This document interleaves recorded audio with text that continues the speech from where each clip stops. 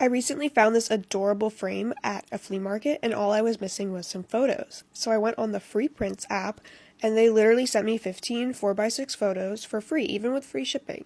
And you can do this too. It's actually really convenient. They're giving me a code. It's BROOKIE612, and you can literally just get 15 photos for free. There's no additional fees or anything like that, and it was honestly really easy to use. I'm really pleased with it. So let's go through some of the photos I printed out.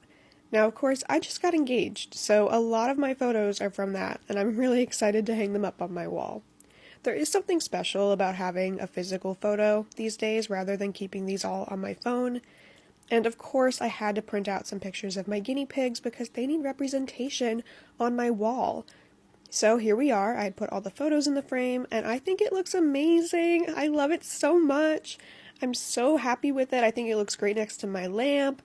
And it's just a fun little quirky piece of decor, but also more personable. And I like having photos up. It's homey. So yeah, definitely use my code. He approves.